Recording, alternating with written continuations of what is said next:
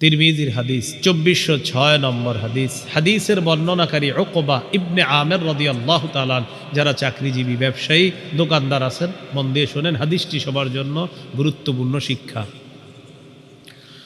عن عقبة بن عامر رضي الله تعالى عنه قال قلت يا رسول الله من نجات, নবীকে আমি বললাম ইয়া রাসূলুল্লাহ, মুক্তির উপায় কি আপনার কাছে জানতে চাই। আল্লাহ নবী বললেন মুক্তির উপায় হলো তিনটি। বলেন মুক্তির উপায় কয়টি? এক নম্বর, আমসিকা আলাইকা লিসানাক, তুমি তোমার জবান সংযত রাখবা, জিহ্বা সংযত রাখবা, এটা হেফাজত করতে হবে। তিরমিজির হাদিস 2616 নম্বর হাদিস। ক্বালা রাসূলুল্লাহ সাল্লাল্লাহু আলাইহি ওয়াসাল্লাম হাল ইয়াকুব্বুন নাসা ফিন্নারি আলা ওয়ুজুহিহিম আও আলা মানাখিরিহিম ইল্লা হাসাইদু আলসিনাতিহিম। নবীজি বলেন কিয়ামতের ময়দানে বেশিরভাগ মানুষের মাথাটা নিচের দিকে দিয়ে পাগুলা উপরের দিকে দিয়ে ধাক্কাইতে ধাক্কাইতে জাহান্নামে নিক্ষেপ করবে শুধু জিহ্বার গুনাহ।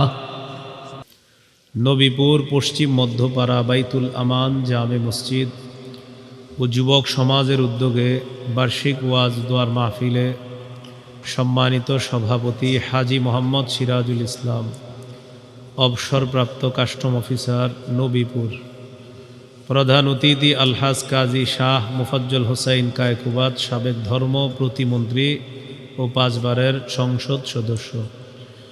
প্রধান আকর্ষণ হিসাবে গুরুত্বপূর্ণ আলোচনা করেছেন হজরত মাওলানা গাজী ইয়াকুব উসমানী দামাত বরকাতুহুম, মুহতামিম মার্কাজ আবু ইউসুফ রহমতুল্লাহ আলাই আল মাদানী, ব্রাহ্মণবাড়িয়া। গুরুত্বপূর্ণ আলোচনা করেছেন শেখুল হাদিস আল্লামা মুফতি মোতালেব হোসেন সালেহি দামাত বরকাতুহুম, মুহাদ্দিস সোনাকান্দা দারুল হুদা কামিল মাদ্রাসা কুমিল্লা। হজরত মাওলানা হাফেজ শহীদুল্লাহ সাদি দামাত বরকাতুহুম, ইমাম ও খতিব নবীপুর পশ্চিম মধ্যপাড়া বাইতুল আমান জামে মসজিদ। আল্লাহ তাআলার দরবারে শুকরিয়া আদায় করছি, আল্লাহ আমাদেরকে এই মাহফিলে উপস্থিত হওয়ার তৌফিক দান করেছেন বলে আলহামদুলিল্লাহ। মাইকের আওয়াজ যতটুকু আছে এটাই ঠিক আছে, পারলে আরও কমায়েন কিন্তু বাড়ায়েন না। হ্যাঁ, আমি আবার বেশি আওয়াজ, আমার ধারণ ক্ষমতা নাই বেশি আওয়াজ সহ্য করার, তো জন্য আমার একটু ওয়াজ শোনেন, আওয়াজটা আজকে একটু কম হোক। হ্যাঁ, তো এই জন্য আমি নিজেও আওয়াজ সহ্য করতে পারি না। মাঝে মাঝে আমি চিন্তা করি মাহফিলের যখন আওয়াজ হয় ওই মাইকের নিচে আমারই অসহ্য লাগে, তাহলে আমার ওয়াজে অন্যদের কেমন লাগে আল্লাহ জানে। হ্যাঁ, তো আশেপাশে অসুস্থ মানুষ থাকতে পারে, এই জন্য আশেপাশের আওয়াজগুলো একটু কম হলেও আশা করি ইনশাল্লাহ সমস্যা হবে না। এখানে যতগুলা মানুষ আছেন মন দিয়ে ওয়াজটা শোনেন, আরও 10 জনে জানায় দিবেন, আল্লাহ তৌফিক দান করেন।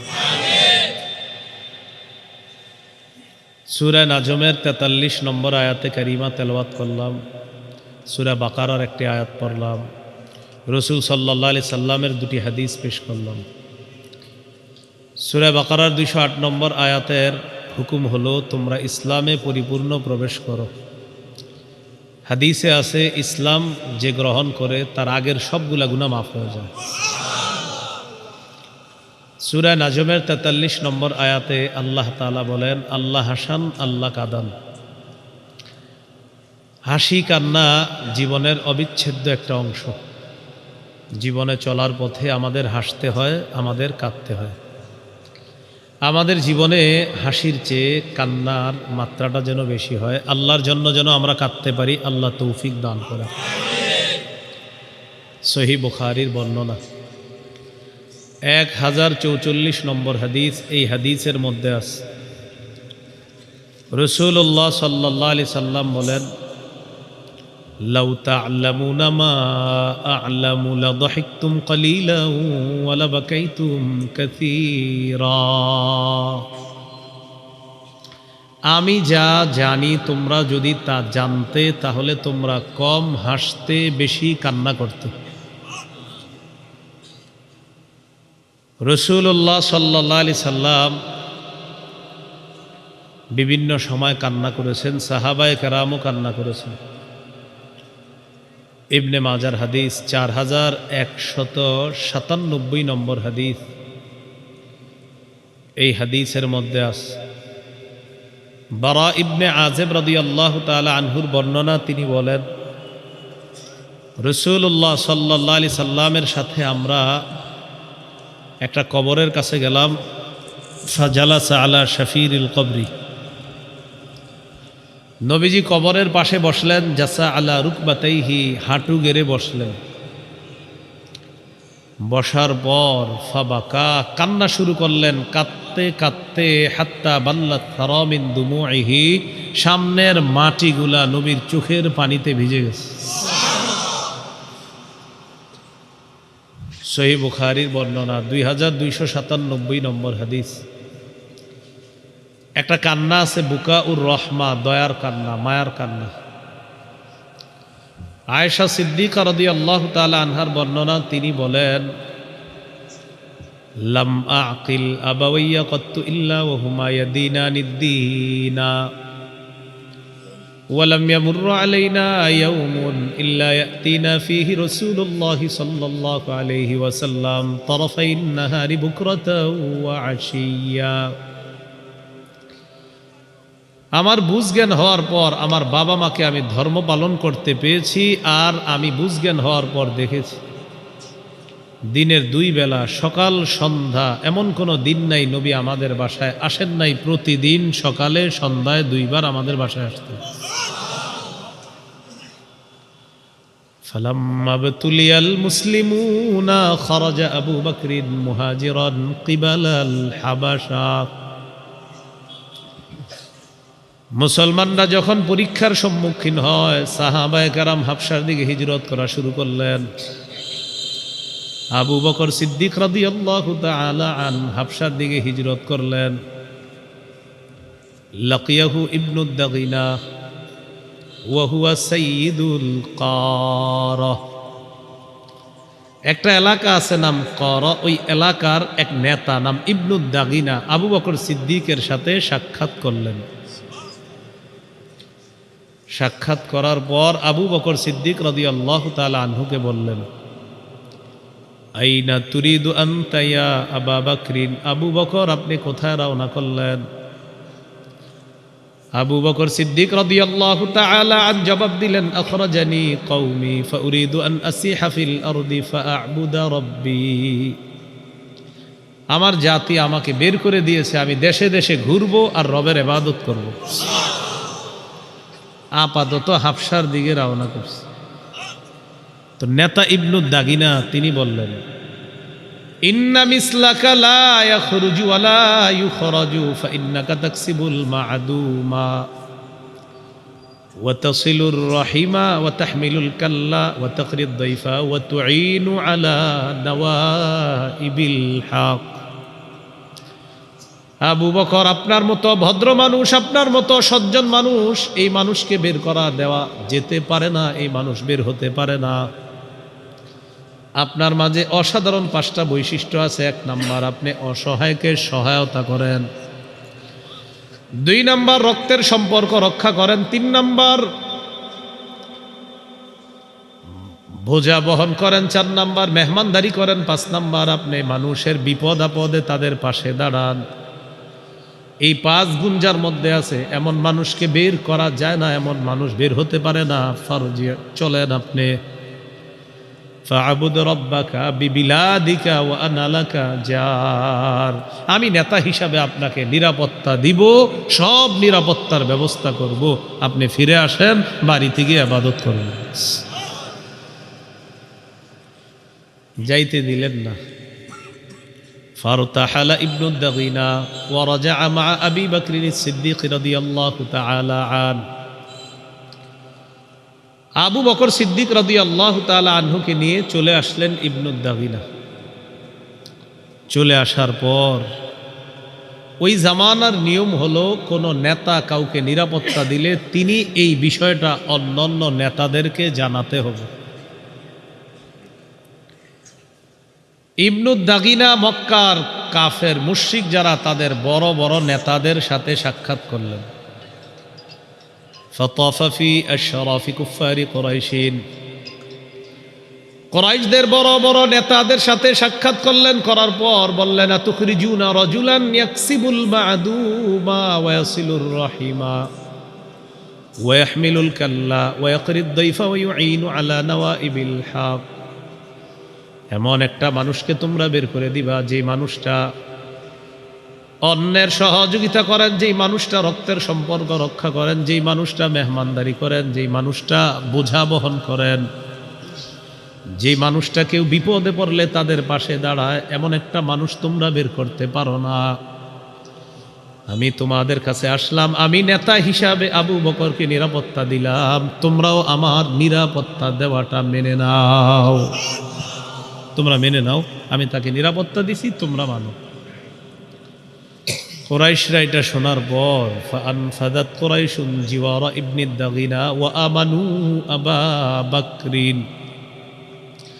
কুরাইশরা ইবনু দাগিনার এই নিরাপত্তানামা মেনে নিল এবং আবু বকরকে নিরাপত্তা দেওয়ার ব্যাপারে সবাই সম্মত হলো। কাফেররা শর্ত আছে, এটা নোট করার মতো বিষয়, শর্ত আছে। ওয়াকালু লিইবনি দাগিনা, মক্কার কাফেররা ইবনু দাগিনাকে বলল, ইবনু দাগিনা আবু বকরের কাছে যাইবা, যাওয়ার পর কয়েকটা শর্ত দিবা।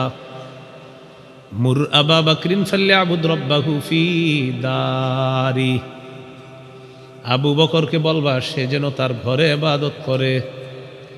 ফালইউসাল্লি ওয়ালইকরা মা শাআ, নামাজ পড়বে ঘরে, কোরআন তেলাওয়াত ঘরে করবে। ওয়ালা ইস্তালিন বিসসালাতি ওয়াল কিরাআ, প্রকাশ্যে নামাজও পড়বে না, প্রকাশ্যে কোরআন তেলাওয়াতও করবে না, এটা বলে দিবা। কয় সমস্যা কি? ইবনু দাগিনা জবাব দেয়, ইন্না খাশিনা আইয়াফতিনা নিসাআনা ওয়া আবনাআনা। আবু বকর যদি প্রকাশ্যে ইবাদত করে, কোরআন তেলাওয়াত করে, আবু বকর যেই নরম মানুষ, আবু বকরের কান্না দেখে আমাদের স্ত্রীরা, আমাদের সন্তানরা দলে দলে আবু বকরের সামনে ভিড় করতে পারে, আর তার ধর্মের প্রতি তারা আকৃষ্ট হয়ে যেতে পারে। এই জন্য আবু বকর যেন প্রকাশ্যে ইবাদত না করে। ইবনু দাগিনা আসার পর তাদেরকে জানায়া দিল, আবু বকর আপনি ঘরে ইবাদত করবেন, কোরআন তেলাওয়াত ঘরে করবেন, নামাজ ঘরে করবেন, বাহিরে আপনি কোরআন তেলাওয়াত করবেন না, বাহিরে নামাজ পড়বেন না, বাহিরে ইবাদত করবেন না। মাঝখানে সংক্ষিপ্ত একটু বলে ফেলি, এই যে দূরে মাইকটা আওয়াজ হইতেছে না, এই আওয়াজটা না আমার একটু কষ্ট হয়। বাকি না, আপনার আওয়াজ বন্ধ করতে হবে না, যেহেতু মাইকের সিস্টেম এমন হয়ে গেছে, এখন সব মাহফিলে এই সিস্টেমে মাইক হয়। আমি যখন কোথাও আসবো, আমার দুইটা মাইক পিছন থেকে সামনে দিয়েন আল্লাহর রাস্তে, ওই টাইমে সামনের মাইকগুলা বন্ধ রাখেন, তাহলে দেখবেন পুরো আলোচনাটা ইনশাল্লাহ আপনাদেরকে ক্লাসের মতো খাওয়া যাবে। কিন্তু এটার কারণে আমার সমস্যা হয়, এই যে দূরের থেকে যেটা আসে, পিছন থেকে সামনে যাক, দেখবেন কারি সাহেবরা কেরাত পরে এইভাবে, কেন ওর আওয়াজটা যেন উপায়। কিন্তু সামনে আমার কি মনে হইতেছে জানেন, আরিফ বিন হাবিব ওই এলাকায় ওয়াজ করতেছে, আসলে তো আমি এখানে, এরকম। তো যাই হোক, এটা সমস্যা না, এটা প্রত্যেকটা মাহফিলে এই সিস্টেম করে। কিন্তু না না, এখন নতুন করে কিছু করবেন না, কিন্তু সুন্দর হবে দেখবেন, এইভাবে পিছন থেকে করবেন। ওলামা হজরতদেরকে আমি বলি, এইভাবে একদিন ওয়াজ করে দেখেন, 4-5টা মাইকই যথেষ্ট হয়ে যাবে, এরকম 50-60টা লাগানো লাগবে না। খালি দেখবেন একদিন বয়ান করে, ডাক্তাররা বলবে হ্যাঁ তার সিস্টেমটা সঠিক, আমার সিস্টেম সঠিক, ডাক্তাররা বলবে। কিন্তু এটা যেটা, এটা ডাক্তার বিরোধিতা করবে এই সিস্টেমের। আল্লাহ আমাদেরকে বুঝার তৌফিক দান করেন। মাইকের আওয়াজগুলা নিয়ন্ত্রিত করা দরকার। মাহফিলের আওয়াজগুলা যখন নিয়ন্ত্রিত হবে, তখন মঞ্চে আর এই প্যান্ডেলের নিচে যারা থাকবে তারা বয়ানগুলা বুঝবে। বিশেষ করে বড় বড় মাহফিলগুলাতে দেখবেন 50-60টা মাইক লাগায়, আর মনে হয় কি জানেন, কি জানে কিয়ামত শুরু হয়ে গেছে। অনেক মানুষের কষ্ট হয়, সত্যি বলছি, প্রচুর কষ্ট হয় মানুষের। দোয়া আছে আপনাদের কাছে, আমি এই অনিয়ন্ত্রিত ময়দানে কয়দিন থাকবো আমি জানি না, নিয়ন্ত্রণ না করতে পারলে হয়তো আমি আমার নিয়মই থাকবো, কিন্তু অনিয়ন্ত্রিত ময়দানে আমার পক্ষে সম্ভব হবে না, কারণ মানুষ কষ্ট হবে আমার মাহফিলে, এই মাহফিল আমি করব ইনশাআল্লাহ। খুব নিয়মের দিকে আগাইতেছি ইনশাল্লাহ। সর্বোচ্চ 1-1.5 বছরের মধ্যে আমি নিয়মে আসব। নিয়মে আসবে তো আমাকে পাবে, আমার নিয়মে আসবে না জিন্দিগি ভরেও কেউ পাবে না। কিন্তু নিয়ম, মানুষের কষ্ট হবে এমন মাহফিল হবে না, এটা আমার প্রথম শর্ত থাকবে। মাহফিলের শর্তই হবে মানুষ কিছু আসবে। মহিলা প্যান্ডেল যদি হয় সেখানে ছোট্ট 2টা মাইক দিবেন, তারা বয়ান শুনবে, তো এলাকাবাসীর কষ্ট দেওয়া যাবে না। এখন আপনারা বলবেন হুজুর এটা কোনো কথা? তো আমি তো বলি না আমার আনতেন, আমার কথা মানবেন না আনবেন না আনবেন না, খালাস, সহজ বিষয়। কিন্তু আমার মাহফিলের কারণে জাতির কষ্ট হবে না, আমি আল্লাহর কাছে এই জবাব দিতে পারবো না। আপনারা হয়তো পারবেন, এই জন্য সাহস আছে, আমি পারবো না। আল্লাহ আমাদেরকে বুঝার তৌফিক দান করুন। তো বলছিলাম আবু বকর সিদ্দিক রাদিয়াল্লাহু তাআলা আনহুকে বললেন, আপনি বাহিরে ইবাদত করবেন না, বাহিরে ইবাদত করলে আমাদের স্ত্রী আমাদের সন্তানরা ফিতনায় পড়বে, তাদের আশঙ্কা আছে যে আপনার ধর্মের প্রতি আকৃষ্ট হয়ে যাবে। আবু বকরকে গিয়ে বিষয়টা জানায়া দিল ইবনুদ দাগিনা। জানায়া দেওয়ার পর ইবনুদ দাগিনা বিষয়টা মেনে নিল। তফিক আবু বকরিন ইয়াবুদু রাব্বাহু ফি দারিহি। আবু বকর ঘরে ইবাদত করা শুরু করলেন। প্রকাশ্যে নামাজও পড়ে না, প্রকাশ্যে কোরআন তেলাওয়াতও করে না, উনি আস্তে ধীরে গোপনে গোপনে ঘরে ইবাদত করে। এখন আওয়াজটা ঠিক আছে, দেখবেন বয়ানটা আপনারা ইনশাল্লাহ পুরাটা অনেকটা মুখস্থর মতো হয়ে যাবে, একটু মন দিয়ে শোনেন। তো উনি ইবাদত বন্দিগি করে, নামাজ পড়ে। একদিন ওনার মনে হলো আর কত চুপে চুপে, এবার প্রকাশ্যে ইবাদত করা দরকার। ফাবতানা মসজিদান বিফিনা ইদারি। আবু বকর সিদ্দিক তার বাড়ির সামনে ছোট্ট একটা মসজিদ বানাইলেন। বাড়ির আঙিনায় মসজিদ বানানোর পর ফাবারাজা ফাকানা ইউসাল্লি। আবু বকর প্রকাশ্যে নামাজ পড়া শুরু করলেন, ইবাদত করা শুরু করলেন প্রকাশ্যে। কাফেররা যে আশঙ্কা করছে ফায়াতাকাসসাফু আলাইহি নিসাউল মুশরিকিনা ওয়া আবনাউহুম, কাফেরদের স্ত্রী, কাফেরদের সন্তান, তাদের নারী পুরুষ যারা আছে সবাই দলে দলে আবু বকরকে দেখার জন্য ভিড় জমায়। ওই যে আশঙ্কা করছে সেটাই হলো। আবু বকরের সামনে আসার পর দেখে ওয়াকানা আবু বকরিন রাজুলান বাক্কাআন লা ইয়ামলিকু দামআহু হিনা ইয়াকরাউল কুরআন। আবু বকর যখন কোরআন তেলাওয়াত করে চোখের পানি আটকে রাখতে পারে না। সবাই আশ্চর্য হয়ে তাকায় থাকে, একটা মানুষ কত সুন্দর করে কাঁদতে পারে। আশ্চর্য হয়ে যায় যে এই মানুষ এত কান্না করে কিভাবে। ইয়াজাবুনা ওয়া ইয়ানজুরুনা ইলাই, সবাই আশ্চর্য হয় আর তার দিকে তাকায় থাকে। আল্লাহু আকবার, কিভাবে কান্না! তার কান্নাটা ইসলামের দিকে মানুষকে আকৃষ্ট করত। এই কান্না আমার আপনাকে আল্লাহ দান করেন, আমিন। তো আবু বকর সিদ্দিক রাদিয়াল্লাহু তাআলা প্রকাশ্যে ইবাদত করে। ফাআরসালু ইলা ইবনিদ দাগিনা, কাফেরদের কানে গিয়েছে তাদের সন্তানরা, তাদের স্ত্রীরা, তাদের কন্যারা আবু বকর সিদ্দিকের তেলাওয়াত শোনার জন্য ভিড় জমায়। ইবনুদ দাগিনা কাছে সংবাদ পাঠাইলো, ইবনুদ দাগিনা তুমি তাড়াতাড়ি আসো, তোমার সাথে আমাদের কথা। আপনারা একটু আকল খাটাইলে বুঝবেন ইবনুদ দাগিনাকে কেন ডাকলো কাফেররা। হ্যাঁ, জায়গা দিছে কি ইবনুদ দাগিনা, এই জন্য ডাকছে, কথা আছে। মাশাআল্লাহ, আল্লাহ আপনার বাসায় আমিন। তো ডাকছে, ডাকার পর ইবনুদ দাগিনাকে কাফেররা ডেকে বলতেছে, ইবনুদ দাগিনা তুমি শর্ত সহকারে আবু বকরকে আশ্রয় দিয়েছিলা, কিন্তু আবু বকর শর্ত মানতেছে না, এখন তো কিছু করার নাই। এখন একটা বিষয় আপনারা খুব নোট করতে পারেন, সেটা হলো ওই যুগে নিয়ম ছিল কেউ কাউকে নিরাপত্তা দেওয়ার পর তিনি যদি নিরাপত্তা উঠিয়ে নিতেন, এটা একটা খারাপ বিষয় ছিল। ছি ছি, একটা মানুষকে তুমি নিরাপত্তা দিলা, এই নিরাপত্তাটা তুমি উঠিয়ে নিলা, এটাকে খারাপ চোখে দেখা হতো। তো একজন নেতা মানুষ নিরাপত্তা দিছে, তাকে ডাকছে কাফেররা। ডাকার পর বলতেছে, আমরা যে আশঙ্কা করেছিলাম সেটাই হলো। আবু বকরের কাছে তুমি যাইবা, যাওয়ার পর দুইটা অপশন রাখবা, ইন আহাব্বা আইয়াক্তাসিরা আলা আইয়াবুদা রাব্বাহু ফি দারিহি ফাআলা ওয়া ইন আবা ইল্লা আইয়ুলিনা বিহি। হয়তো আবু বকর তার ঘরে ইবাদত করবে চুপে চুপে, আর যদি সে এটা না মানে প্রকাশ্যে ইবাদত করে, আমরা চাই না তুমি তোমার নিরাপত্তা উঠিয়ে নিয়ে মানুষের কাছে তুমি লজ্জিত হবা, এটা আমরা চাই না। বরং তোমাকে বলবো, আবু বকরকে বলবা সে যেন তার জিম্মাটা তোমাকে ফিরাইয়া দেয়।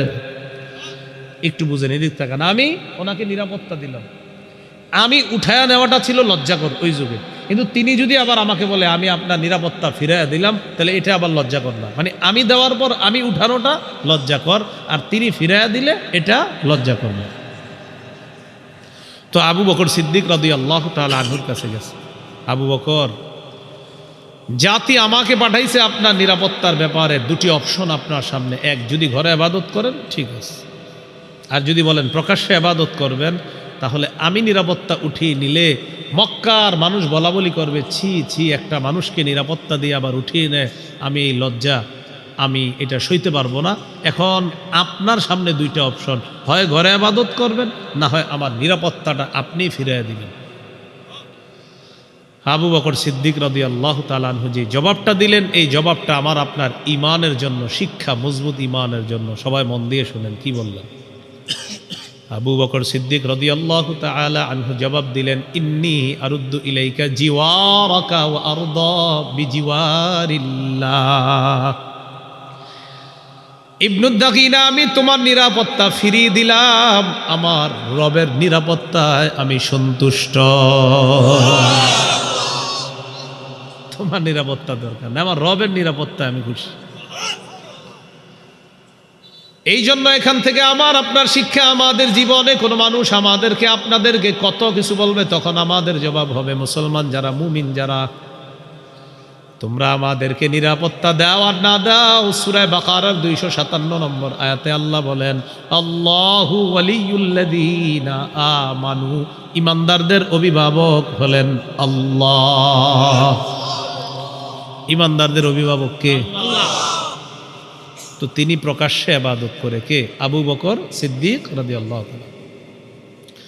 নবীজি একদিন বললেন, উরিতু দারা হিজরাতিকুম, আমাকে স্বপ্নে দেখানো হয়েছে তোমাদের হিজরতের জায়গাটা, আমি দেখলাম, রাআইতু সাবখাতান দার নাখলিন বাইনা লাবাতাইন, দুইটা এলাকার মাঝামাঝি একটা খেজুর গাছ বেষ্টিত সুন্দর এলাকা, সেখানেই হবে তোমাদের হিজরতের জায়গা তথা মদিনা। সাহাবায়ে কেরাম এই কথা শোনার পর, যারা হাবশায় হিজরত করেছে আগে তারা তো করে ফেলছে, যারা নতুন করে নিয়ত করেছে তারা নিয়ত পাল্টায়া দলে দলে মদিনায় হিজরত শুরু করল। নবীজি বললেন, আবু বকর আপনি একটু অপেক্ষা করেন, আমার মনে হয় আল্লাহ তাআলা অচিরেই আমাকে হিজরতের আদেশ করবেন। আবু বকর তুমি অপেক্ষা করো, আমাকে যদি আল্লাহ তাআলা হিজরতের হুকুম করেন, আর মনে হয় খুব তাড়াতাড়ি হিজরতের আদেশ করবেন, যখন আমি হিজরত করব, আবু বকর তুমি হবে আমার হিজরতের সাথী, তুমি আমার হিজরতের সাথী হবে।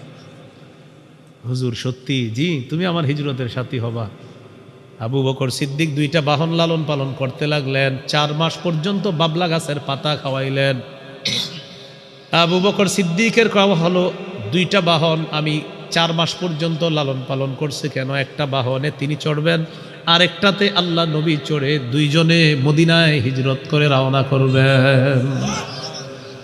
এই হাদিস থেকে আমাদের শিক্ষা, আবু বকর সিদ্দিক রাদিয়াল্লাহু তাআলা নরম মানুষ ছিলেন, তিনি কান্না সংবরণ করতে পারতেন না, তিনি কান্না করতে পারতেন, তিনি তার অশ্রু সংবরণ করতে পারতেন না।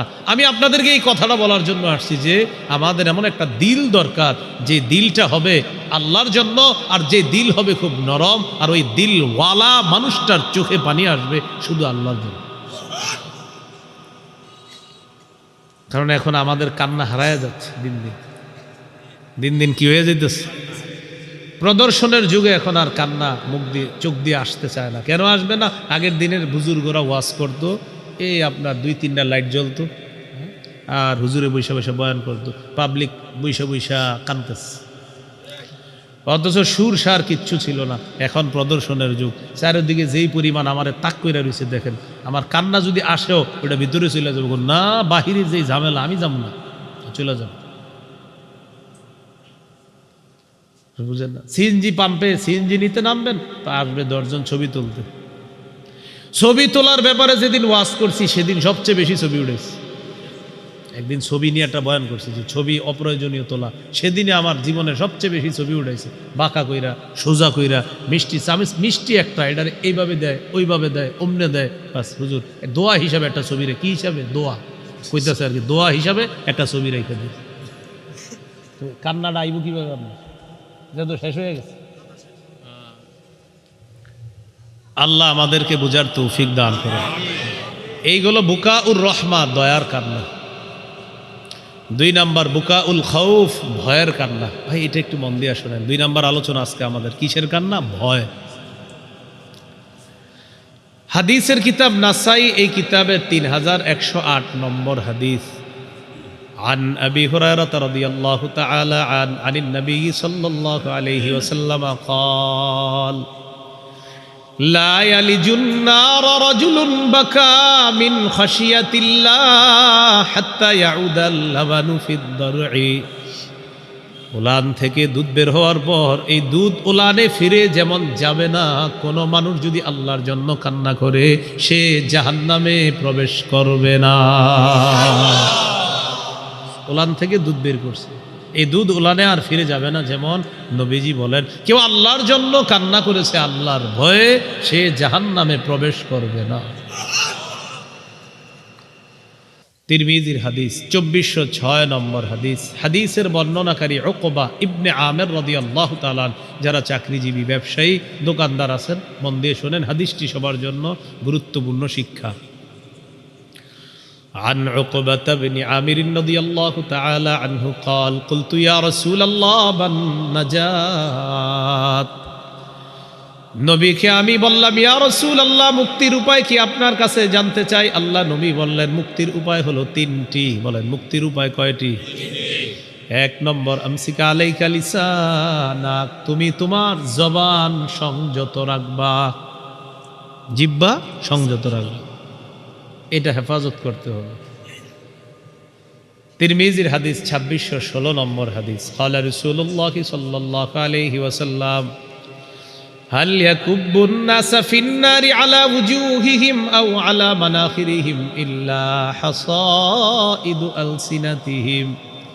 নবীজি বলেন, কিয়ামতের ময়দানে বেশিরভাগ মানুষের মাথাটা নিচের দিকে দিয়ে, পাগুলা উপরের দিকে দিয়ে ধাক্কাইতে ধাক্কাইতে জাহান্নামে নিক্ষেপ করবে শুধু জিহ্বার গুনাহ। ভাই বলেন না কিসের গুনাহ? এই হাদিস আলহামদুলিল্লাহ আগেও বুঝে আসছে, হুজুর 3 মাস আগে এটা আরো বেশি বুঝে আসছে, গত 2-3 মাস আগে। এক কথায় 16 বছর। জিহ্বার কি পাওয়ার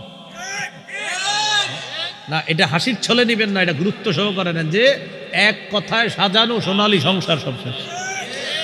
দুনিয়াতে যদি জিহ্বা মানুষকে এত বিপদে ফেলায়, কিয়ামতের মাঠে কি হবে? প্রতিদিন মনে হয় টেনশন করে যে আমি কেন বললাম এটা। এই জন্য এটা খুব সতর্ক, এটা আপনারে কঠিন বিপদে ফেলাইবে। মেরাজের রাতে নবীজি কিছু বিপদগ্রস্ত মানুষকে দেখছিল, জিজ্ঞাসা করছে জিবরিল এরা কারা? জবাব দিলেন, হুজুর এরা তারা যারা মুখ দিয়ে কিছু কথা বলার পর সেটা আর ফিরিয়ে নিতে পারে না, এটা তারা। আর বইলা ফেলছেন, আর কি করবেন? জিহ্বা আপনাকে কঠিন বিপদে ফেলাবে।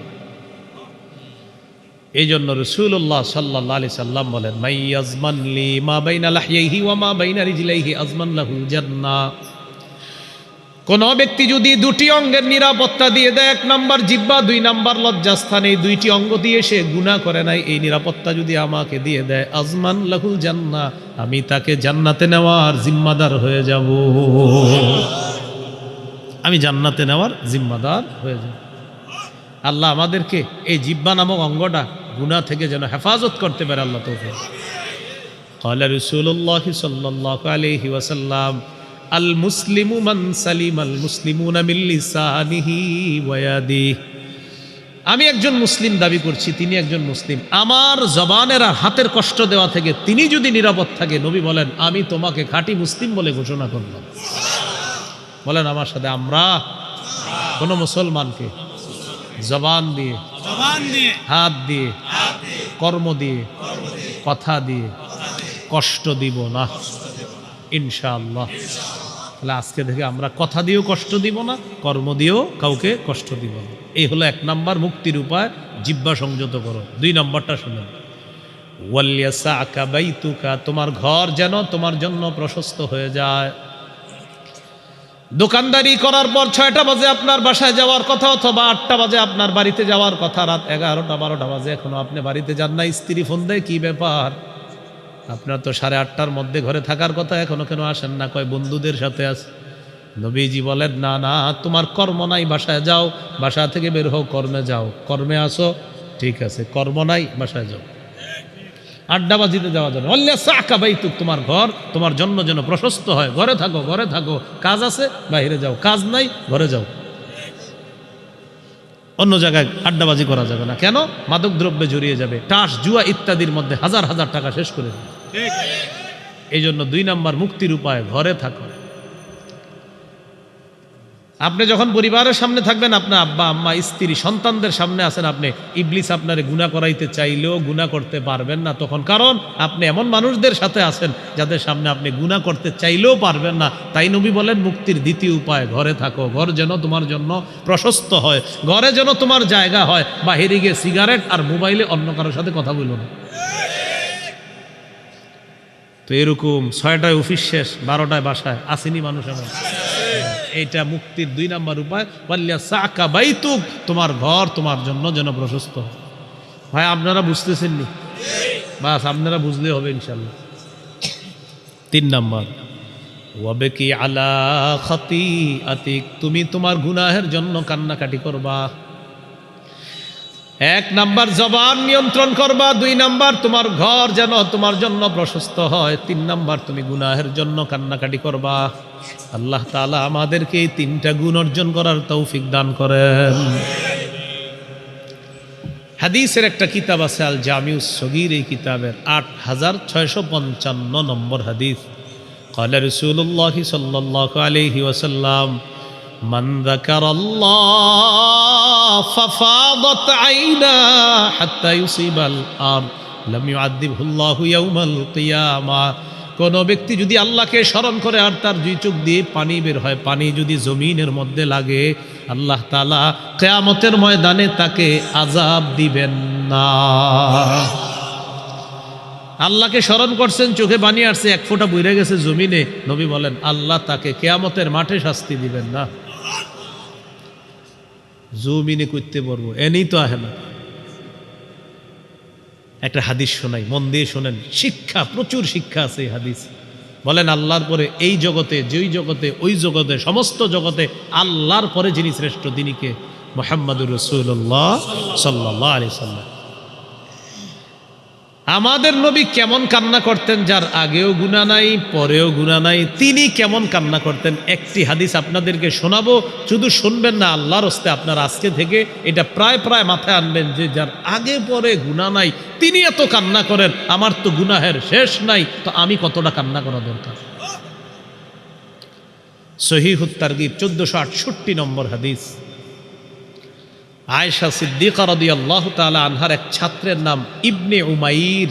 প্রিয় ভাইরা, একটু বলা যাবে ইবনে উমাইর। একদিন বললেন, আম্মাজান আখবিরিনা বিআজাবি শাইইন রাআইতিহি মির রাসূলিল্লাহি সাল্লাল্লাহু আলাইহি ওয়াসাল্লাম। আপনার জীবনে কত ঘটনা আপনি দেখলেন, আল্লাহর নবীর আশ্চর্য যত ঘটনা দেখছেন, এর মধ্যে আপনি সবচেয়ে আশ্চর্য ঘটনাটা আমাদেরকে আপনি শোনান। আম্মা জান বললেন, লাম্মা কানা লাইলাতুম মিনাল লায়ালি, 1 রাতের ঘটনা আমি তোমাদেরকে শোনাই। নবী আমার ঘরে আসছে, আমার ঘরে আসার পর আমার ঘরে আল্লাহর নবীর পালা মানে হলো নবীর একাধিক স্ত্রী একজনের ঘরে একদিন যাইতেন। ওই দিন আম্মা জান আয়েশা সিদ্দিকা রাদিয়াল্লাহু তাআলা আনহার ঘরে নবীর পালা। নবীজি বললেন, আয়েশা দারিনি আতাআব্বাদিল লাইলাতা লিরাব্বি। আয়েশা, তুমি আমার কাছে আজকে রাত পুরাটা পাও না, এটা তোমার হক, এটা বান্দার হক। বান্দার হক তো আমি নষ্ট করতে পারি না। তোমার কাছে একটা অনুমতি চাই, তুমি কি আজকে আমার একটু সুযোগ দিবা, আমি রবের ইবাদত করব। আমরা হাদিসের সামনে পড়ে যাই, এখান থেকে একটু শিখি বান্দার হক কতটা গুরুত্ব আমাদের নবী বুঝিয়ে দিল। বান্দার হক কতটা গুরুত্ব বলতেছে, আয়েশা তুমি যদি সুযোগ দাও আমি রবের ইবাদত। চিন্তা করছেন, আল্লাহর পরে যিনি শ্রেষ্ঠ তিনি বলতেছে তুমি যদি সুযোগ দাও আমি ইবাদত করব। তাহলে এখান থেকে একটা বিষয় শিখলাম, বান্দার হক অনেক গুরুত্বপূর্ণ। আম্মা জান আয়েশা সিদ্দিকা রাদিয়াল্লাহু তাআলা আনহা জবাব দিলেন, ওয়াল্লাহি ইন্নী লা উহিব্বু কুরবাকা ওয়া উহিব্বু মা ইয়াসুররুকা ইয়া রাসূলুল্লাহ। ইয়া রাসূলুল্লাহ, আপনার সান্নিধ্য আমার যেমন অনেক পছন্দ, আপনি যা পছন্দ করেন আল্লাহর কসম এটাও আমার অনেক পছন্দ। হুজুর আপনি ইবাদত করবেন এটা আপনার পছন্দ, আপনার পছন্দই আমার পছন্দ। ফাকামা ফাতাতাহহারা সুম্মা কামা ইলাস সালাহ। নবী জাগ্রত হলেন, নবী উঠলেন, ওযু করলেন, নামাজে দাঁড়াইলেন। এবার ঘটনা শুরু। নামাজে দাঁড়ানোর পর আম্মাজান বলেন, আমি নবীর দিকে তাকাইলাম, তাকায় দেখি ফাবাকা ফালাম ইয়াজাল ইয়াবকি, নবী তেলাওয়াত করতেছে আর চোখ দিয়ে অঝর ধারায় পানি পড়তেছে। পানি পড়তে পড়তে হাত্তা বাল্লা হিজরা, আল্লাহর নবীর গাল মুবারক ভিজে যায়। গাল ভিজার পর আম্মাজান বলেন, ওয়াকানা জালিসান, হঠাৎ দেখি আল্লাহর নবী বসা। ফাবাকা ফালাম ইয়াজাল ইয়াবকি, নামাজের মধ্যে বসা অবস্থায় দেখি আল্লাহর নবীর চোখ থেকে পানি পড়তেছে। হাত্তা বাল্লা লিহিয়া, দাড়িগুলা ভিজে গেছে, গাল দাড়ি। একটু পর তাকায় দেখি কাঁদতে কাঁদতে চোখের পানি পড়তে পড়তে দাড়ি বে, গাল বে, শরীর বে, জামা বে, হাত্তা বাল্লাল আরদ, সামনের জমিনটা ভিজে যায়। কি বিচ্ছে? এই পানি কোত্থেকে আসে? এত পানি চোখের পানি।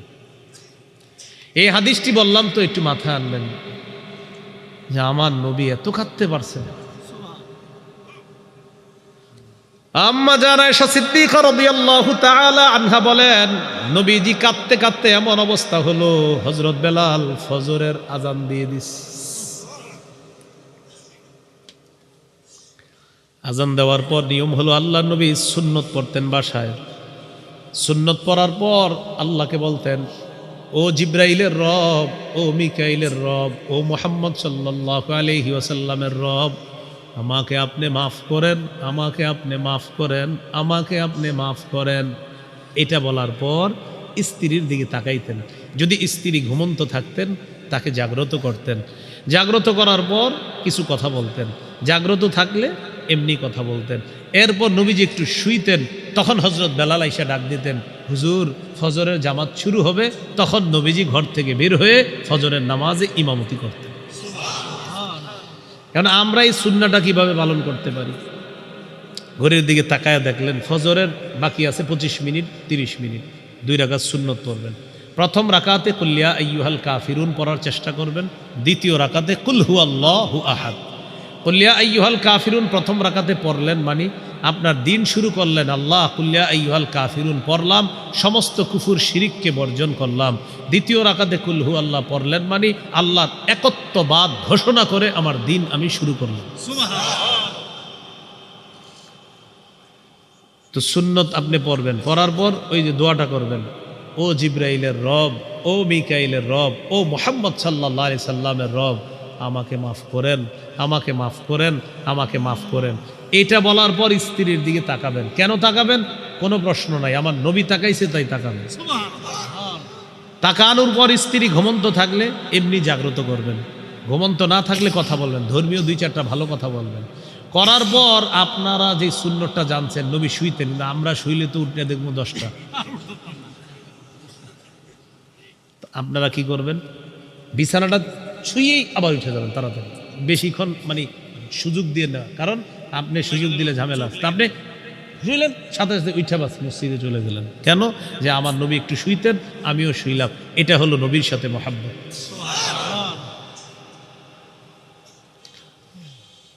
তো রাসূলুল্লাহ সাল্লাল্লাহু আলাইহি সাল্লাম শুইতেন, আমরাও কি করব? আমরা বেশিক্ষণ না, একটু শুয়ে তাড়াতাড়ি উঠে চলে যাব। হ্যাঁ, তো হযরত বেলাল ডাকতে আসছে। কবে? ওই যে যেদিন কাঁদতেছে, কাঁদতে কাঁদতে মাটি ভিজে গেছে, হযরত বেলাল ডাকতে আসছে। বেলাল রাদিয়াল্লাহু তাআলা আনহু আসার পর আল্লাহ নবীকে ডাকলেন। ভালো করে তাকায় দেখে ওই মুহূর্তে আল্লাহ নবী বসে বসে কান্না করতেছে, কাঁদতেছে। হযরত বেলাল বললেন, তাবকি ইয়া রাসূলুল্লাহ ওয়া ক্বাদ গফারাল্লাহু লাকা মা তাকদ্দামা মিন যামবিকা ওয়া মা তাআখার। হুজুর আপনি কান্না করেন কেন? আল্লাহ তো আপনার আগে পরের সব মাফ করে দিছে। ইয়া রাসূলুল্লাহ, আপনি কান্না করেন কেন? আপনার তো আগেও গুনাহ নাই, পরেও গুনাহ নাই, আপনার তো কান্না করার প্রয়োজন নাই। নবীজি জবাব দিলেন, বেলাল, আফালা আকুনু আবদান শাকুরা, আমি কি আল্লাহর শুকরগুজার বান্দা হব না বেলাল? যে রব আমাকে এত শ্রেষ্ঠত্ব দান করলেন, রবের একটু শুকরিয়া আদায় করলাম আর কান্না করলাম। এই হাদিসটি আপনাদেরকে নবীর কান্নার ইতিহাস শোনানোর চাইতে আমার বেশি উদ্দেশ্য, তিনি এত কাঁদতে পারেন, আমাদের গুনাহের শেষ নাই, আমাদের চোখে পানি আসে না। ইলেকট্রনিক মিডিয়াটা নিয়ন্ত্রিত ব্যবহার করেন, অনিয়ন্ত্রিত ব্যবহার করেন না, এটারে নিয়ন্ত্রণে আনেন। এই যান্ত্রিক যন্ত্রণাটা নিয়ন্ত্রণে আনেন। আমি বলছি না বাদ দিয়ে দিতে পারবেন না, এই যুগে বাদ দিতে প্রয়োজন, এটাকে প্রয়োজন রাখেন, এটাকে অপ্রয়োজনীয় বানায় না। মায়ের সাথে কথা বলছেন, বাস খালাস, রেখে দেন। একজনের ওয়াজ শুনছেন আধা ঘন্টা, বাস আলহামদুলিল্লাহ, রেখে দেন। রাতের বেলা এটা চালায়েন না, বিশেষ করে রাতে 7টা 8টার পরে আর চালায়েন না, এটা রেখে দিয়েন।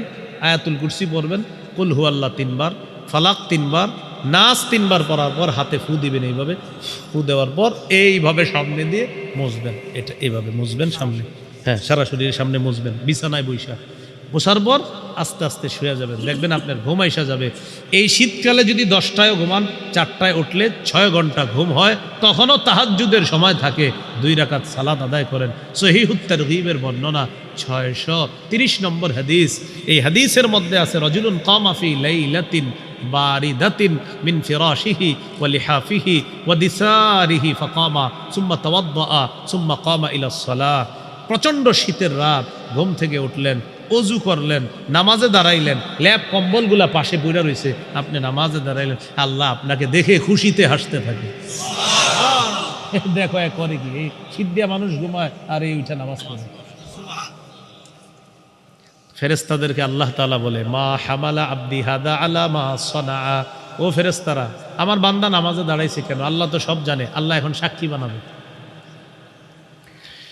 ফেরেশতারা জবাব দেয়, রাজা আমা ইনদাকা ওয়া শাফকাতাম মিম্মা ইনদাক, আল্লাহ আপনার কাছ থেকে পাওয়ার আশায় আর আপনার ভয়ে আপনার দরবারে দাঁড়িয়েছে। আল্লাহ তাআলা বলেন, আতাইতুহু মা রাজা, যে আশায় সে দাঁড়িয়েছে আমি তাকে দিয়ে দিলাম। ওয়া আম্মানতুহু মিম্মা ইয়াখাফ, যে ভয়ে সে দাঁড়িয়েছে এই ভয় থেকে আমি তাকে নিরাপত্তা দিয়ে দিলাম। তোমরা সাক্ষী থাকো। আপনাদের কারো সুন্দরী বিবি আছে, নরম বিছানা আছে। মাজমাউজ জাওয়ায়েদ 2 নম্বর খণ্ড 258 নম্বর পৃষ্ঠা। নবী বলেন, ওয়াল্লাযী লাহু ইমরাআতুন হাসানাতুন ওয়া ফিরাশুন লাইয়িন। এই শীতেই এই আমলটা করেন। রাতের বেলা 3:30 4টা বাজে উঠলেন, ওঠার পর তাকায় দেখেন আপনার বিবি ঘুমায়, আরাম বিছানাটা পড়ে আছে। ওই মুহূর্তে আপনি চিন্তা করলেন, সবাই ঘুমায়, মুরাদনগরের মানুষগুলা ঘুমায়, আমার আল্লাহ তো ঘুমান না। ঘুমানো আল্লাহর জন্য শোভাও পায় না। ইন্নাল্লাহা লা ইয়ানামু ওয়া লা ইয়ানবাগি লাহু আইয়ানামা। ইবনে মাজার হাদিস। নবী বলেন, আল্লাহ তাআলা ঘুমান না, ঘুমানো আল্লাহর জন্য শোভাও পায় না। আল্লাহ ঘুমান না, ঘুমানো আল্লাহর জন্য শোভা পায় না। তো এই বান্দা উজু করছে, উজু করে নামাজে দাঁড়াইছে, পাশে বিস্তিরি ঘুমাইতেছে, পাশে নরম বিছানা আছে, আশেপাশে সব মুরাদনগরের ঘুমাইতেছে, তার কন্যা ছেলে মেয়ে ঘুমায়। ওই বান্দা নামাজে দাঁড়াইছে। ইউহিব্বু ওয়া ইয়াস্তাবশিরু ওয়া ইয়াদহাকু, আল্লাহ তাকে ভালোবাসে, আল্লাহ তার প্রতি খুশি হয়, আল্লাহ তাকে দেখে হাসতে থাকে। সুবহান। কি করা যাবে না ইনশাআল্লাহ? তো আর কবে? শীতকাল তো শুরু হয়েছে। এখন জামাত কটায় হুজুর? ঢাকা হইলো 5:55। আচ্ছা, মিরপুরে 55-তে। বাবা আমগো অ্যাডভান্স। ওখানে 55-তে আর কি পরে, এই জন্য বললাম। আমি যে এলাকায় থাকি ওখানে 55-তে জামাত, তাহলে 50-55 হবে সব জায়গায়। তাহলে আপনি 4টা বাজেও যদি ওঠেন, 10টায় ঘুমায় 6 ঘন্টা ঘুম। এই জন্য শীতকালটা ইবাদতের কাল হিসাবে নেন। আপনি বন্ধুর সাথে প্রতিযোগিতা শুরু করেন, দোস্ত আমরা 2জন একসাথে ব্যবসা করি, দেখি এই শীতে কে কত তাহাজ্জুদ পড়তে পারে। মানে এটা আপনাদের টার্গেট, আল্লাহকে খুশি করা। দেখি তুমি কত খুশি করতে পারো আল্লাহকে, আর আমি কত খুশি করতে পারি। আপনারা ব্যবসায়ীরা এরকম ইবাদতের প্রতিযোগিতা করেন। সাহাবীরা ইবাদতের প্রতিযোগিতা করতেন। ভুলে গেছেন কোত্থেকে আসলাম। কান্নার ফোঁটা যদি জমিনে পড়ে, আল্লাহ তার জন্য কিয়ামতের ময়দানে তাকে আল্লাহ আযাব দিবেন না, আল্লাহ তাকে শাস্তি দিবেন না। সহিহ বুখারীর বর্ণনা 660 নম্বর হাদিস। قال رسول الله صلى الله عليه وسلم سبعة يظلهم الله في ظله يوم لا ظل إلا ظله। সাত ব্যক্তি এমন, যে সাত ব্যক্তিকে আল্লাহ তাআলা কিয়ামতের ময়দানে তার কুদরতি ছায়া জায়গা দিয়ে দিবেন, যেদিন আল্লাহ তাআলার ছায়া ছাড়া আর কোনো ছায়া থাকবে না। এক নাম্বার আল ইমামুল আদিল, ন্যায়পরায়ণ শাসক। আমাদের কপালে জানি কবে আছে এটা, আমাদের কপালে কবে আছে? আল্লাহ কবুল করুন। আবার দোয়াটা করেন, বলেন, আবার বলেন, আপনি বলেন আমিন। আল্লাহ তাআলা যেন আমাদেরকে ইসলামী একজন শাসক, আদর্শ শাসক আমাদের দেশে দান করেন। ভাই দিল থেকে কইছেন, আল্লাহ কবুল করেন। সবাই একবার বলেন আল্লাহ, আমাদের দেশে একজন ন্যায়পরায়ণ শাসক আমাদেরকে দিয়ে দেন, যিনি আবু বকর, ওমর, ওসমান, আলী রিদওয়ানুল্লাহ আলাইহিম আজমাইন, তাদের যুগের মতো শান্তির যুগ ফিরিয়ে আনবে এমন একজন শাসক চাই। আল্লাহ কবুল করেন। এক নম্বর আল ইমামুল আদিল, ন্যায়পরায়ণ শাসক। দুই নম্বর শাবুন নাশা ফি ইবাদাতি রাব্বিহি, যে যুবকের যৌবনকালটা ইবাদতে কাটে। এই যুবক ভাইরেদেরকে অনেক সময় নামাজের কথা বললে তারা বলে পরে পড়মু, আমার ইচ্ছা, এখন পড়মু না, বয়স হয় নাই। বাবা মারে যদি বলেন সন্তান কেন নামাজ পড়ে না, কয় এখনো বাচ্চা, 22 বছরের বাচ্চা, পড়বে ইনশাল্লাহ। যুবক ভাই ইবাদতে যৌবনকালটা কাটান। মাথার উপর দিয়ে গরম পানি চলে যাবে, সেদিন আপনি যতই বলবেন আর কিন্তু আপনার লাভ হবে না। কালকে থেকে শুরু করব, ফজর থেকে শুরু করব, কি নিশ্চয়তা আছে আগামীকাল ফজর থেকে যে আপনি শুরু করবেন ফজর পর্যন্ত বাঁচবেন, এটার কি নিশ্চয়তা? যে যুবকের যৌবনকালটা ইবাদতের মধ্যে কাটে, ওই যুবককে আল্লাহ তাআলা কিয়ামতের ময়দানে তার কুদরতি ছায়ায় জায়গা দিয়ে দিবেন। মানুষের বর্তমান অবস্থা এমন, যা বলা হয় বলে আমার ইচ্ছা, আমার ইচ্ছা, আমার ইচ্ছা। না না, আপনার ইচ্ছা না। আসমান আল্লাহর, জমিন আল্লাহর, আমি আল্লাহর, আপনি আল্লাহর, আমরা আল্লাহর, সৃষ্টি আল্লাহর, অতএব ইচ্ছাও হবে আল্লাহ। হাত দিয়ে আপনি গুনাহ করলেন, পা দিয়ে গুনাহ করলেন, চোখ দিয়ে গুনাহ করলেন, কান দিয়ে গুনাহ করলেন, আর বললেন আমার ইচ্ছা, আমার ইচ্ছা। গরম পানি দিয়ে যখন সবাই আপনাকে ধোয়াবে, ধোয়ানোর পর আপনি বুঝতে পারবেন। সূরা বনী ইসরাঈলের 36 নম্বর আয়াতে আল্লাহ বলেন, কান দিয়ে আপনি গান শুনছেন আর বললেন আমার ইচ্ছা। না না, এই কান আপনার বিরুদ্ধে সাক্ষী দিয়ে দিবে। ইন্নাস সামআ ওয়াল বাসারা ওয়াল ফুআদা কুল্লু উলাইকা কানা আনহু মাসউলা। চোখ, কান, অন্তর, এগুলাকে জিজ্ঞাসা করা হবে। আচ্ছা মনে করেন আপনার ইচ্ছা, আমি কিছু বললাম, বললো যে আমার ইচ্ছা, তো ঠিক আছে আপনার ইচ্ছা, আমার না, ঠিক আছে। তা আপনার ইচ্ছা হওয়ার পরেও তো আপনি আটকায় যাবেন। এই যে কান দিয়ে গান শুনতেছেন, ভাই গান শোনেন কেন? আমার ইচ্ছা। তো আপনার কানও তো আপনার বিরুদ্ধে সাক্ষী দিবে, তো কোথায় লাভ হলো? হাত দিয়ে হারাম জিনিস ধরলেন, ভাই কেন করলেন? আমার ইচ্ছা। কিন্তু আপনার হাত তো আপনার বিরুদ্ধে সাক্ষী দিবে। প্রিয় ভাই, মনে করেন আপনি আমার কথা শুনবেন না, ইমাম সাহেব আপনার বুঝাইতেছে, হুজুর আপনি এত কথা বললেন না। তখন ইমাম সাহেব যদি বলে, ভাই তোমার আমি এত বললাম, তুমি বলতেছো তোমার ইচ্ছা, তোমার হাত তুমি যা মন চায় করবা, তোমার এই হাত যখন তোমার বিরুদ্ধে সাক্ষী দিবে, তাহলে হাতটাও তো তোমার হইল না। সূরা ইয়াসিনের 65 নম্বর আয়াত, আপনারা সকালবেলা অনেকেই পড়েন, আল-ইয়াউমা নাখতিমু আলা আফওয়াহিহিম, আজ আমি তাদের মুখে মোহর মেরে দিই। ওয়া তুকাল্লিমুনা আইদিহিম, তাদের হাত কথা বলবে আল্লাহ এই হারাম কাজগুলো আমি হাত দিয়ে করছে, মাবুদ আমি বিচার দিচ্ছি। ওয়া তাশহাদু আরজুলুহুম বিমা কানু ইয়াকসিবুন, পা সাক্ষী দিবে। বিশ্বাস করেন এই আয়াতগুলো যখন আমি পড়ি, আমি নিজের হাত পায়ের দিকে তাকাই আর চিন্তা করি, হাত সাক্ষী দিবে, কান সাক্ষী দিবে, তাহলে আমার হলোটা কি? এই জন্য আমার কান আল্লাহর, আমার হাত আল্লাহর, আমার পা আল্লাহর। পা কোথায় চলবে? ইচ্ছা হবে আল্লাহর। হাত কোথায় চলবে? ইচ্ছা হবে আল্লাহর। কান কোথায় চলবে? ইচ্ছা হবে আল্লাহর। বাহিরে চলবেন তো বিরুদ্ধে সাক্ষী দিয়ে দিবে। সূরা হামিম আস-সাজদা 20-21 নম্বর আয়াত। কারো ঘরে বাংলা অনুবাদ থাকলে অনুবাদটা দেখে নিবেন। আল্লাহ বলেন, হাত্তা ইযা মা জাউহা শাহিদা আলাইহিম সামউহুম ওয়া আবসারুহুম ওয়া জুলুদুহুম বিমা কানু ইয়ামালুন। অনুবাদ করি আর সবাই চামড়ার দিকে তাকান, হাতের চামড়ার দিকে তাকান, সবাই অনুবাদটা করি। আল্লাহ তাআলা বলেন, যেদিন তারা আগুনের সামনে আসবে, তাদের কান তাদের বিরুদ্ধে সাক্ষী দিবে, তাদের চোখ তাদের বিরুদ্ধে সাক্ষী দিবে, তাদের চামড়া চামড়া চামড়া তাদের বিরুদ্ধে সাক্ষী দিবে, তাদের চামড়া চামড়া। ওয়াকালু লিজুলুদিহিম লিমা শাহিদতুম আলাইনা, সেদিন তারা চামড়াকে বলবে, ও চামড়া তুইও আমার বিরুদ্ধে সাক্ষী দিলি। চামড়াকে বলবে মানুষ, চামড়াকে বলবে এভাবে, চামড়া তুই আমার বিরুদ্ধে সাক্ষী দিলি। চামড়া বলবে, আনতাকানাল্লাহুল্লাযী আনতাকা কুল্লা শাই, যে আল্লাহ সব কিছুকে কথা বলাইতে পারেন, ওই আল্লাহ আমি চামড়াকে আজকে কথা বলার শক্তি দিয়ে দিছে। ভাই বলেন সেদিন কি হবে? বললাম তো ইচ্ছাটা আপনারই, নেন আপনারই ইচ্ছা, কিন্তু আপনার ইচ্ছায় যে গান শুনলেন, আপনার ইচ্ছায় হারাম দেখলেন, আপনার ইচ্ছায় হারাম স্পর্শ করলেন, বললাম তো আপনারই ইচ্ছা, কিন্তু ওরাও তো আপনার বিরুদ্ধে সাক্ষী দিবে। তাহলে সবাই দিল থেকে বলেন, আসমান কার? জমিন কার? সৃষ্টি কার? আমরা কার? আপনারা কার? আমি কার? তিনি কার? আমরা সবাই কার? তাহলে আমরা চলবো কিভাবে? আইন হুকুম ইচ্ছা হবে কার? আল্লাহ লাহুল খালকু ওয়াল আমর, সৃষ্টি তার, হুকুম তার। আল্লাহ বুঝার তৌফিক দান করেন।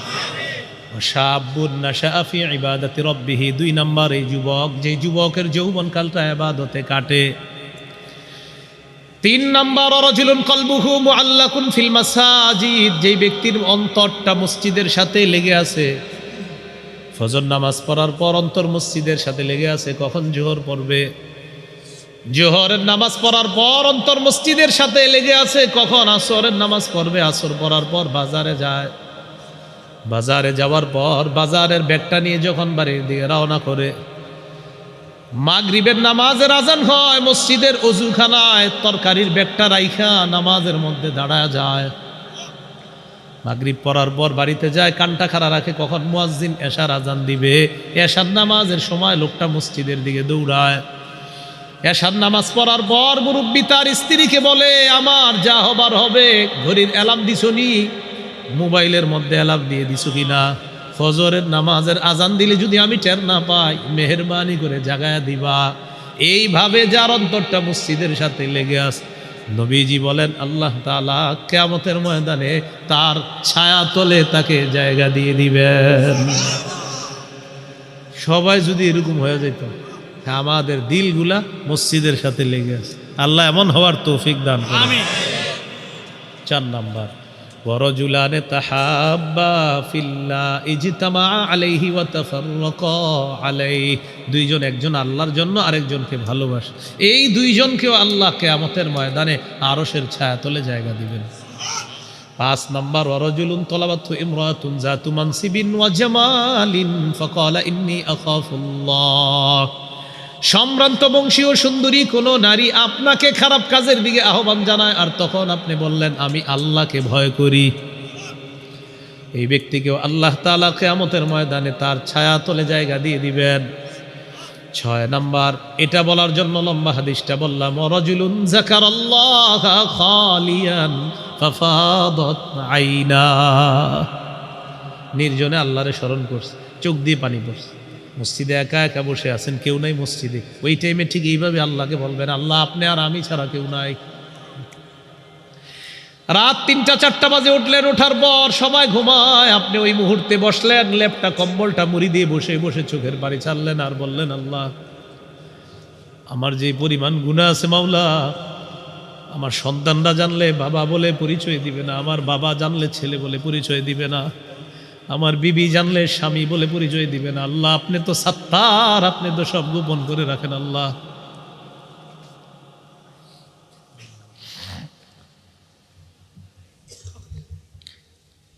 মাবুদ আপনি ছাড়া আমার গুনাহের ব্যাপারগুলো কেউ জানে না। নিজের ছোট বানায় বলবেন আল্লাহ আমার চেয়ে বড় গুনাহগার আর কেউ নাই, আল্লাহ আপনি ছাড়া কেউ জানেন না। নির্জনে আল্লাহকে স্মরণ করেন আর 2 ফোঁটা চোখের পানি বের করার চেষ্টা করেন। এইভাবে নির্জনে আল্লাহকে একাকিত্বে ভাবেন, দেখবেন চোখে পানি আসবে। গুনাহ স্মরণ করেন, চোখে পানি আসবে। এইভাবে নির্জনে আল্লাহকে স্মরণ করে যদি 2 ফোঁটা চোখের পানি আসে, নবীজি বলেন এই ব্যক্তিকে আল্লাহ তাআলা কিয়ামতের ময়দানে তার ছায়া জায়গা দিয়ে দেন। আমাদের গুনাহের শেষ নাই, প্রত্যেকে তার গুনাহ সম্পর্কে কাউরে বলা দরকার নেই, আল্লাহকে বলেন। কিছু মানুষের হিসাব আল্লাহ কিয়ামতের মাঠে পর্দার আড়ালে নিবে। আমার আপনার হিসাবটা পর্দার আড়ালে নিলে বেঁচে গেল।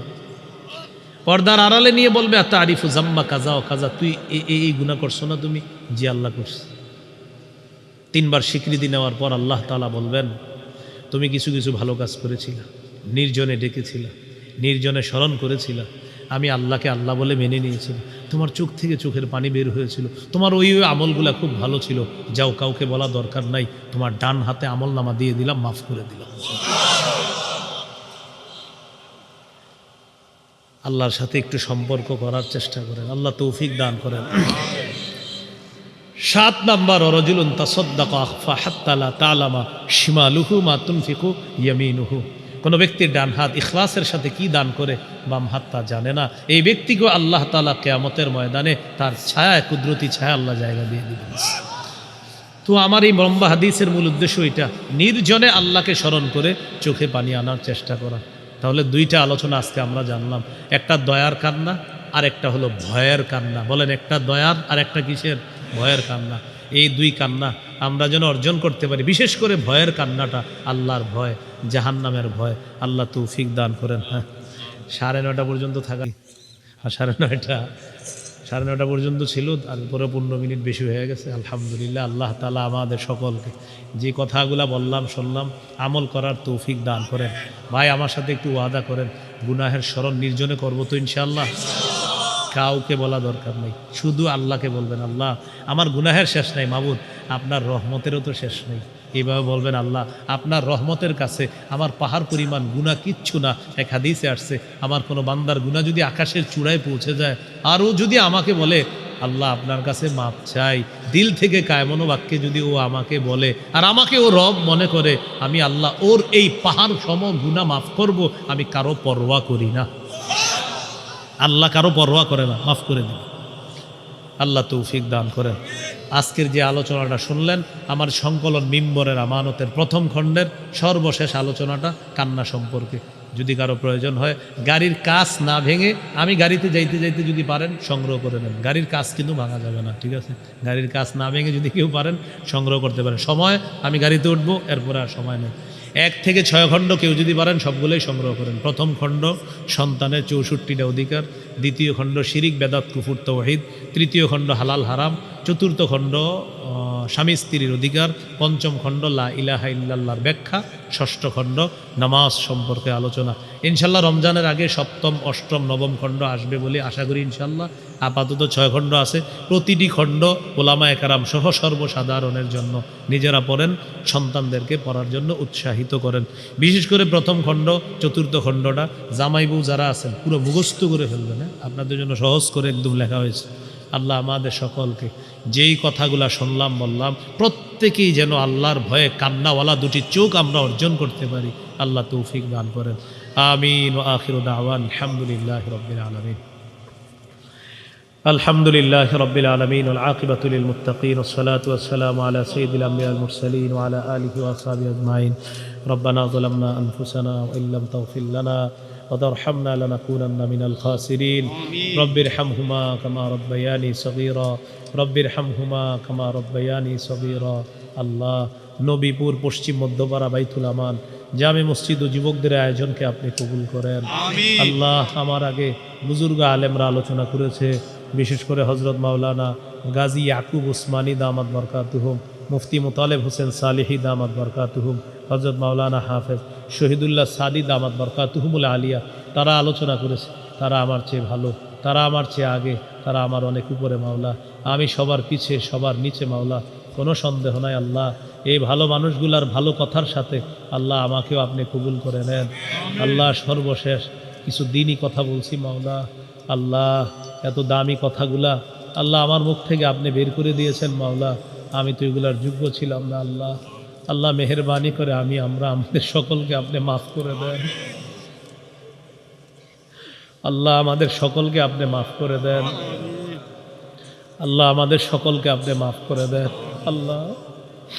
আল্লাহ আমাদেরকে একটা নরম দিল আপনি দিয়ে দেন, কান্নাওয়ালা দুটি চোখ আমাদেরকে দিয়ে দেন আল্লাহ।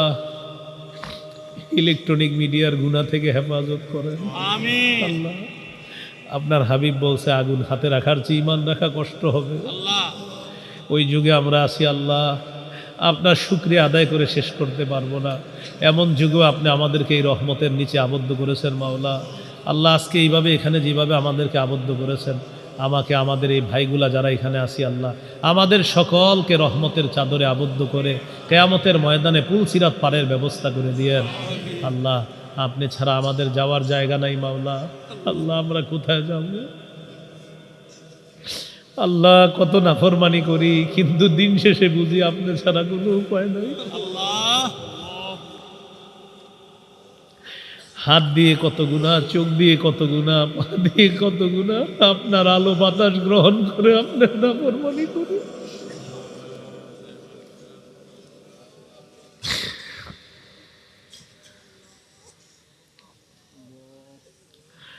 আল্লাহ। আমাদেরকে আপনি মাফ করে দেন, আমাদেরকে শুকরগুজার বান্দা বানায় দেন। আপনার আলো বাতাস আল্লাহ কত ফিরি ফিরি গ্রহণ করতেছে আল্লাহ, এই শুকরিয়া আদায়ের ভাষা আমাদের জানা নাই। কত গুনাহ করি আল্লাহ, আপনি মাফ করে দেন। যাদের সামনে বসলাম, যারা আমার সামনে বসছে আল্লাহ, সবার সাথে আবার জান্নাতে দেখা করায়া দিয়েন আল্লাহ। আমাদের দেশে ইসলামী মাইন্ডের মন মানসিকতার যারা আছে সকলকে এক নেক করে দেন আল্লাহ। আল্লাহ সকলকে এক নেক করে দেন। আমাদের দেশে ইসলামী আইন চালু করে দেন, ইসলামী হুকুমত কায়েম করে দেন, আদর্শ ন্যায়পরায়ণ একজন শাসক আমাদেরকে দিয়ে দেন আল্লাহ। আজকে যাদের সামনে বসলাম, যারা আমার সামনে বসছে মাওলা, এই সবার সাথে আবার জান্নাতে দেখা করায়া দিয়েন আল্লাহ।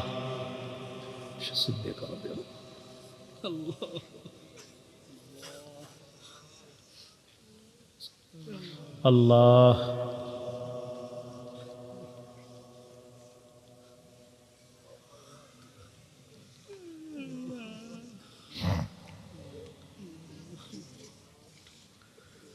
আল্লাহ আমাদের সকলকে আপনি মাফ করে দেন। যারা দোয়া চেয়েছে তাদের দোয়া কবুল করে দেন আল্লাহ। সাবেক এমপি সাহেব তিনিও দোয়া চেয়েছেন মাওলা আল্লাহ, তিনি যেই নিয়তে যে আশায় দোয়া চেয়েছেন তার আশা পুরা করেন আল্লাহ। পাশে মুজফফরুল মাদ্রাসা আল্লাহ, মাদ্রাসার মোহতামিম শেখুল হাদিস হযরত মাওলানা মুফতি আমজাদ সাহেব দীর্ঘদিন অসুস্থ ছিলেন মাওলা, এখন সুস্থতার পথে আপনার শুকরিয়া মাওলা। হজরতকে পরিপূর্ণ সুস্থতা নসিব ফরমান আল্লাহ। ডেঙ্গুতে আক্রান্ত হওয়ার পর শারীরিক দুর্বলতা কাটতে অনেক সময় লাগে মাওলা আল্লাহ। হজরতের পরিপূর্ণ সুস্থতা নসিব করেন, তার শারীরিক শক্তি আপনি বাড়ায়া দেন আল্লাহ। তাকে আবার আমাদের মাঝে, তার দর্শে, তার জুমায়, সব জায়গায় আমাদের সামনে আবার উপস্থিত করে দেন আল্লাহ। আল্লাহ আজকে এলাকার উলামা তুলাবা আওয়াম সকলকে আপনি কবুল করে নেন।